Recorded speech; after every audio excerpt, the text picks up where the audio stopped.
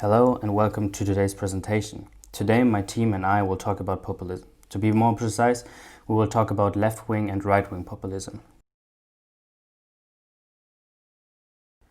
So how will we proceed during our presentation? At first we will define the term populism and where it comes from. Then we will explain the left-wing and right-wing direction of populism in general, followed by specific examples, and afterwards my team member Andrew will clarify the similarities as well as the differences between the two forms of populism, and finally we will conclude our learnings. What is populism? The term populism comes from the Latin expression populus, which means the people. Populism actually started a long time ago during the 19th century. The first populist movement took place in Russia to overthrow the Tsar. At the end of the 19th century, the same happened in the USA against East banks and monopolist railway owners. In the 20th century, populism turned into a rhetorical tool and made it into politics in the 1960s. In general, one could say it revolutionized the 21st century politics. So if we move to a proper definition, populism is a political approach that strives to appeal to ordinary people who feel that their concerns are disregarded by established elite groups. Important is to mention that populism is strongly linked to passion and emotions, which are instrumentalized by politicians.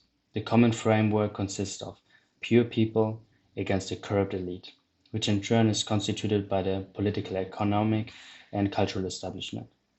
Mainly, the elite is accused of placing their interest above the people's interest, and consequently politicians to lack the representative character. Within the movement itself, a charismatic leader represents the voice of the people and thereby demonstrates unity. Additionally, populism can be combined by different ideologies like nationalism, socialism, or others. Therefore, the form that populism can take can vary widely. Let's focus now on the two terms left-wing populism and right-wing populism.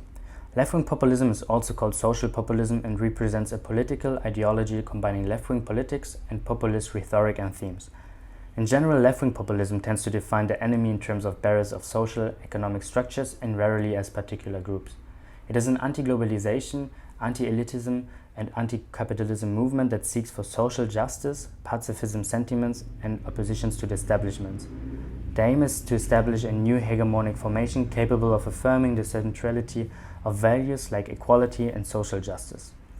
In contrast to the left wing, right-wing populism, also called national populism, is a political ideology combining right-wing politics and populist rhetoric and themes. Right-wing populism adds a second antagonism of us versus them. Right-wing populism juxtaposes their identity and common interests, which are considered to be based on common sense, with the identity and interests of others, usually minorities such as migrants, which in turn are supposedly favored by the corrupt elite.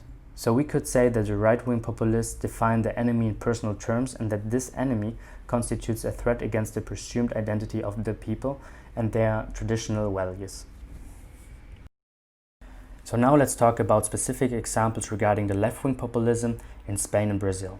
In Spain we have the left-wing populist party called Podemos, which was inspired by the Argentinian intellectual Ernesto Laclau. Podemos perceives La Casta as the country's elite and enemy. The party is crowd-funded and a highly transparent entity working through a collective decision-making process. The main changes or the main goals they ask for are tax reforms, debt restructuring, no higher retirement age, a referendum on monarchy and self-determination of Spanish regions. So basically they seek for more democracy, sovereignty and social justice. In Brazil, Vargas has represented the left-wing populism as well, but in form of a dictatorship. In 1937 to 1950, during the Estado Novo, he ruled as dictator. He closed the Congress, extinguished parties, made use of censorship, and intervened in states. Additionally, he put in place specific pro-labor policies such as labor justice, labor law, a minimum wage, a 48-hour working week, paid vacations, and professional registration. So he did a lot for the people.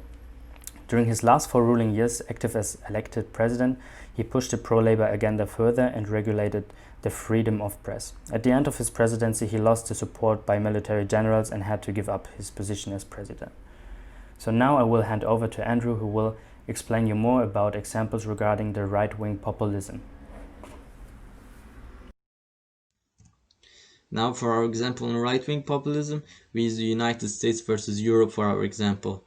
So, to start with, in Europe, the term right wing populism is actually used to define groups and politicians that are usually against immigration, such as in the Islamic world or in Euroscepticism, which is the criticism of the EU. While in the Western world, right wing populism is associated with ideologies instead. Ideologies such as anti environmentalism, or neo nationalism, or anti globalization, and protectionism. So, concerning the opposition to immigration, well, it is uniform between the two, but it differs in terms of degree and target. So, for Trump, well, he proposed to deport all illegal immigrants and he wanted to ban the Muslims from entering the United States. And this might have been just a campaign rhetoric, but in the EU, this is actually a very hot topic issue. Second, concerning the internal trade and finance, well, a right-wing populist in Eastern Europe made it clear for as their opposition on the EU. But Trump, he did attack the EU, but his opposition on free trade agreements is what was most noticeable issue.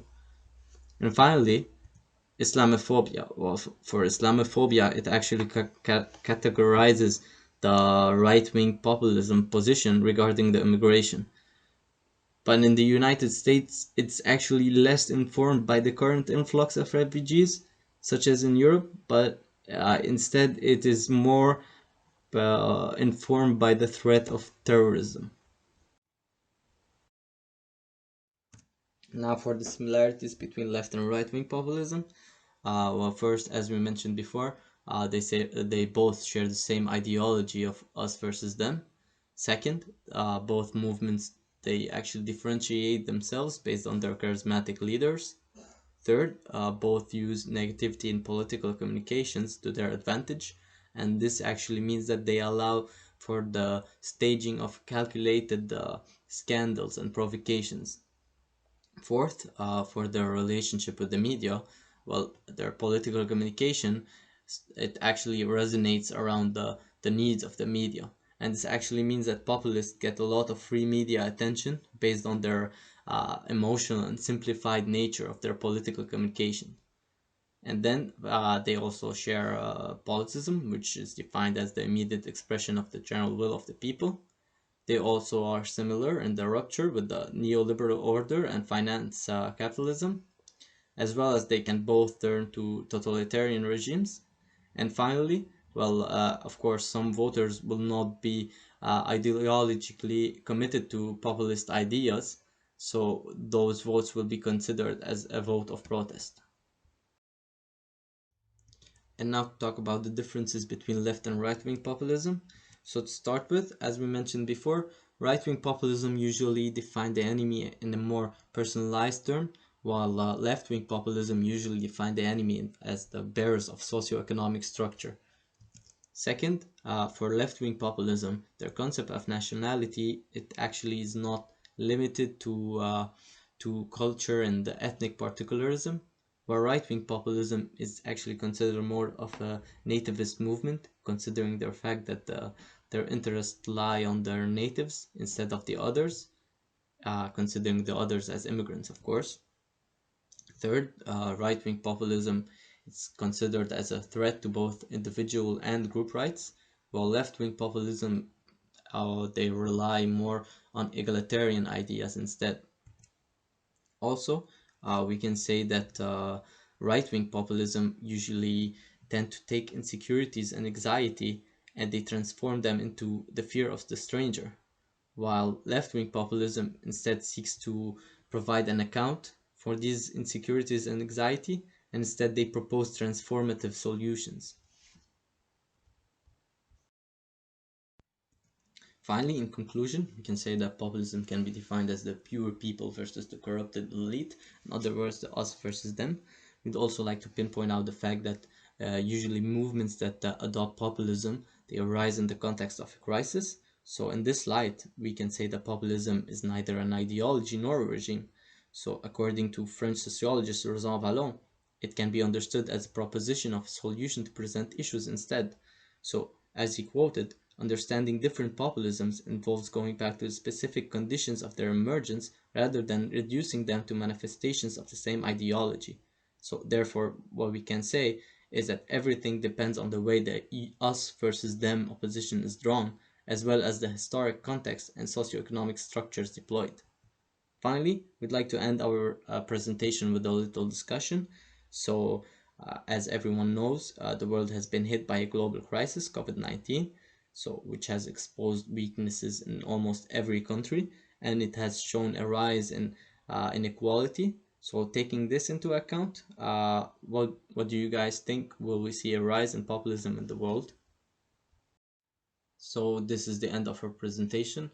We'd like to thank everyone for your attention and hopefully everyone got to learn something new today. Thank you.